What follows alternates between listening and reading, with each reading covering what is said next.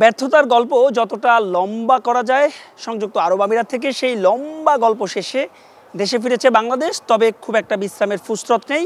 একদিন বাদেই অর্থাৎ আগামীকাল বাংলাদেশ ওয়েস্ট ইন্ডিজ 3 ম্যাচের ওয়ানডে সিরিজ 2027 বিশ্বকাপ ভাবনায় যেই সিরিজ ভীষণ ভীষণ গুরুত্বপূর্ণ সরাসরি খেলতে হলে, তবে সেই সিরিজ নয়, বাংলাদেশের ক্রিকেটের টক অফ দ্য টাউন বোধহয় অধিনায়ক মেহেদী হাসান মিরাজ। যে প্রক্রিয়ায় নাজমুল হোসেন শান্ত সরে গেলেন, মেহেদী হাসান মিরাজ দায়িত্ব পেলেন। মামুন, মিরাজের ক্যাপ্টেন্সি নিয়ে আসলে আপনি কি বলবেন? মিরাজের ক্যাপ্টেন্সি নিয়ে আসলে আমার খুব কিছু খারাপ বলার নেই, কারণ Miraj proven captain. Under-19 captain করেছেন, ঘরোয়া লিগের সবগুলা ঘরোয়া লিগেই মিরাজ ক্যাপ্টেন্সি করেছেন এবং সেই ধারাবাহিকতায় মিরাজ জাতীয় দলের ক্যাপ্টেন্সি পেয়েছেন। মিরাজের ক্যাপ্টেন্সির পারফরমেন্স নিয়ে আমি একটু পরে আসছি, কিন্তু যে ওয়েতে মিরাজকে ক্যাপ্টেন্সি দেওয়া হয়েছে সেটা নিয়ে আমার প্রশ্ন আছে। আমি এর আগেও প্রশ্ন তুলেছি, এখনও প্রশ্ন তুলতে চাই। নাজমুল হোসেন শান্তকে যেভাবে সরানো হয়েছে সেই ওয়েটা আমার মনে হয়েছে ঠিক হয়নি। মিরাজকে ঠিক ওয়েতে আপনি ক্যাপ্টেন্সির জায়গাটাতে বসাননি।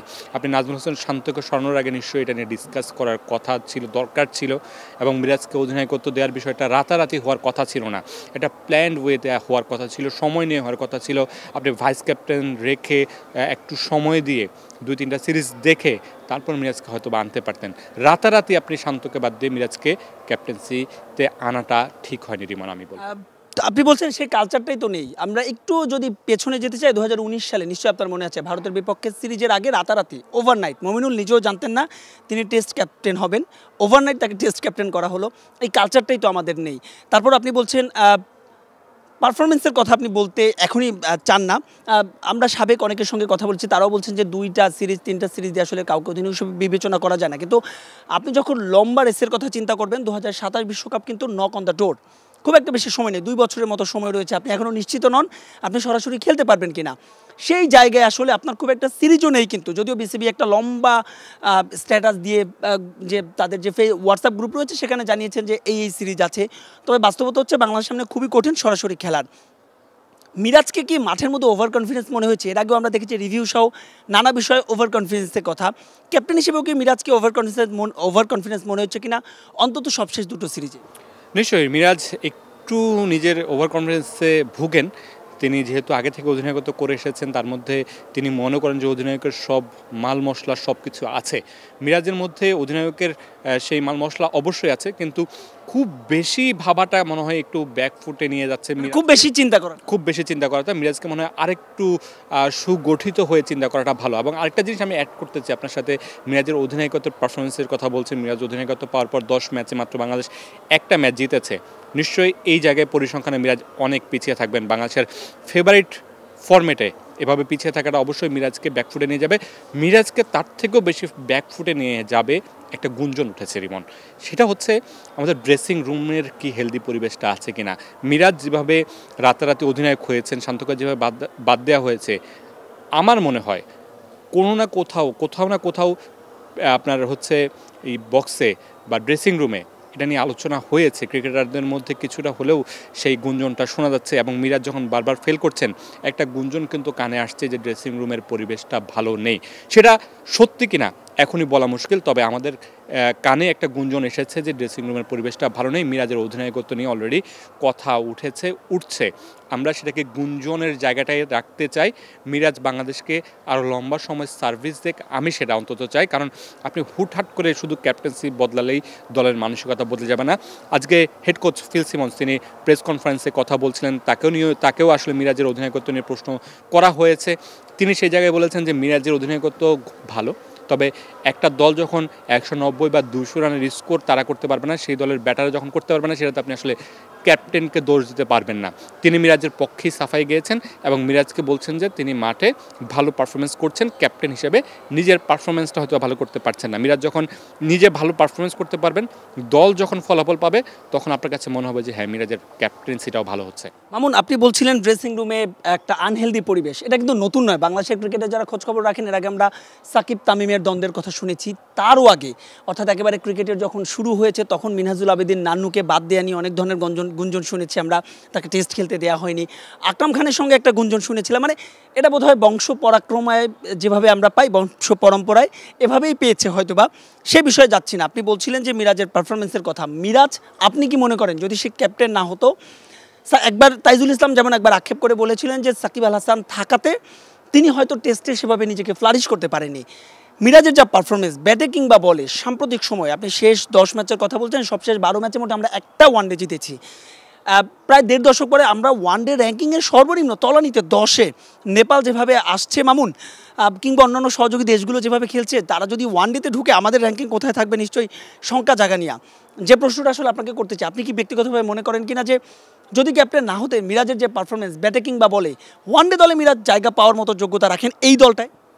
আপনি কাকে নেবেন মিরাজের জায়গায়? আপনার হাতে সেই অপশনটাই নেই। আপনার হাতে সেই অপশন নাই বলেই আপনি নাইম শেখকে এক ম্যাচের জন্য আপনি দুবাই পাঠিয়েছেন, এবং পরের সিরিজে আপনি নাইম শেখকে বাদ দিয়ে দিয়েছেন, দুবাইতে একটা ম্যাচ পাঠিয়ে সেখান থেকে দেশে ফিরেছে, সেই ছেলেটা পরের সিরিজে নেই। আপনার এই কথাটার সঙ্গে আমি একমত। আসলে আমাদের এই প্রশ্নটাও নিশ্চয়ই আপনি একই সঙ্গে উত্তর দেবেন, যেহেতু বললামই আমাদের আসলে বোধহয় দলে জায়গা পাওয়ার সুযোগটা বোধহয় পারফরমেন্স নয়, অন্য কেউ খারাপ করা। অবশ্যই এটা আপনার সাথে আমি একেবারে একমত। এবং যেটা বলছিলাম যে দলে আসলে ব্যাকআপ প্লেয়ার নেই। আপনি মিরাজের জায়গায় কাকে খেলাবেন? আপনি মিডল অর্ডারে সবাই দেখেন, সবাই কলাপস করেছে। আপনি জাকির আলী অনেককে খেলাবেন, জাকির আলী অনেকের পারফরমেন্স খুবই বাজে অবস্থায় আছে। আপনি শান্তর কথা বলতে পারেন, আগের ক্যাপ্টেন ছিলেন, তারও অবস্থা যাচ্ছে তাই। স্ট্রাইক রেট খুবই কম, রান নেই ব্যাটে।